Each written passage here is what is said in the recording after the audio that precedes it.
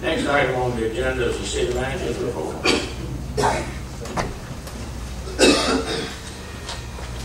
Thank you, Mayor and Council. I have one item on our report for tonight, and that is the fiscal year 2009-2010 budget. You each have before you a copy of the budget, and just so the public can see, this folder here is the budget, the proposed budget for the year. There's a budget message that goes along with it, and it's quite lengthy, but I'm not going to go through all of it. I'm just going to go through and highlight just some of the details that I think are important for everyone. If you feel like you need to go through the whole time thing, please do for the public's sake. Well, I don't know if the public wants to hear me read 9 pages, okay. But it's available. It will be available at City Hall for them to see, and it will be placed on the internet on the city's webpage for you to read at your own opportunity. I don't think you want to hear me read it all, but I'd like to just go through a couple of things. It will be out there at the point of recommendation, or out there at the point of once we... It will be out there now, okay. So that people can see what's out there right now, and can prepare themselves for the public hearings and the discussions that we're going to have. Okay. Okay, as I said, you have before you your proposed budget for fiscal year 2009-2010. This budget is so large because it's made up of all the operating, special revenue, capital project, and capital grant funds that the city has. The total amount appropriated for all of these different funds is $16,637,000. Under Chapter 159 of the General Statutes, and General Statutes are what gives the city the power to do the things it does. Chapter 159 is the legislation that covers the Local Government Budget and Fiscal Control Act, which basically tells municipalities how they operate financially. It has 2 major rules that we need to be sure we always follow. Those rules are that the Act mandates that each local government shall operate under an annual balanced budget. By definition, a budget is balanced when the sum of all estimated revenues and appropriated fund balance is equal to the sum of all the appropriations for expenditure. That means that you cannot spend dollars that you do not have an offsetting revenue to cover. The Act also mandates that each local government shall have on hand on June 30th of each year an undesignated fund balance equal to no less than 8% of the current year's expenditures. We, at the current point in time, have 8.1% in our undesignated fund balance. So we do meet both those criteria. Fund balance is something that we'll talk about a little bit later on, because I do have some concerns about that. The budget message portion I'm going to concentrate on is the actual general fund, and that's the fund that the city actually operates on, the day-to-day operations. That's where we do our payroll, we pay all our utilities, all those things come out of there. The general fund's proposed budget for fiscal year 2009-2010 is $14,489,000. That amount is $678,000 more than the budget is right now.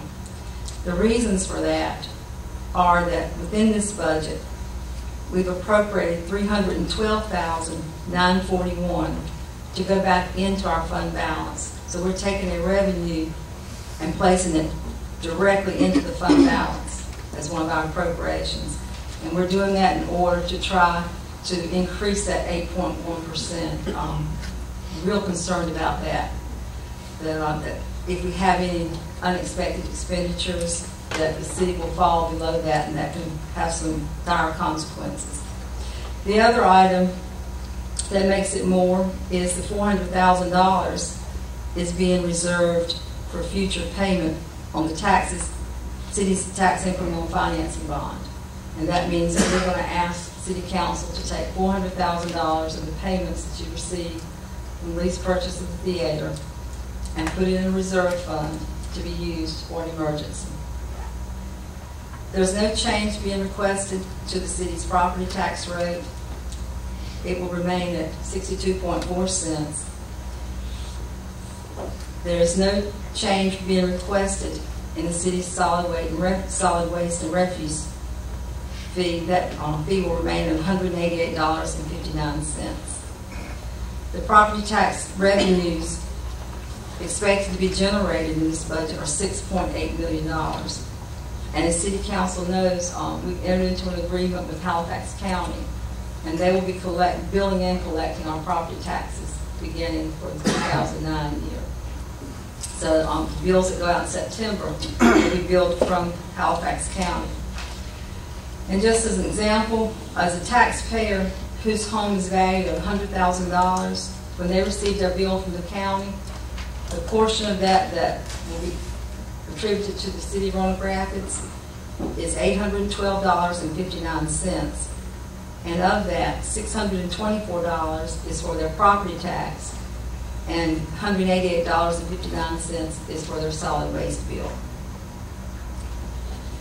As you know, each year it's more and more difficult for us to actually prepare these budgets. We've talked about them for many years now.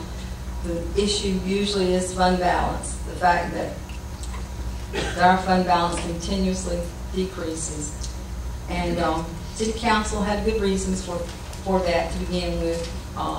There was 30% fund balance several years ago, and City Council did not want to raise property taxes, so City Council began using those funds that are in that fund balance. Well, as time went on, it became harder and harder, I think, for City Council to increase that property tax rate, and that fund balance has dwindled to the point that it's now at that 8.1%, and that's a critical amount.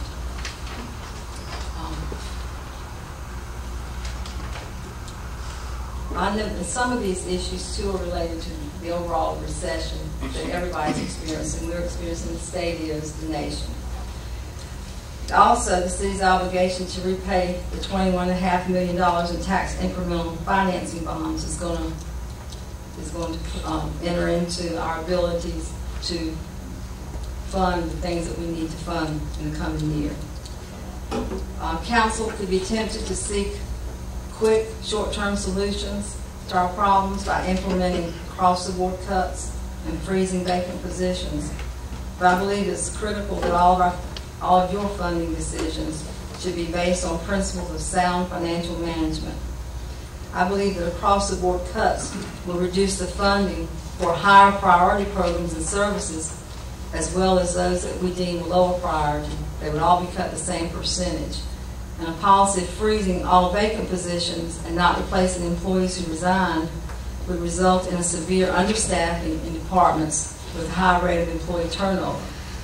If you're not careful to monitor these two practices, you have the potential to leave the city's higher priority programs and services both underfunded and undermanned. And I want you to be real careful not to do that as we're considering how we're going to cut these budgets.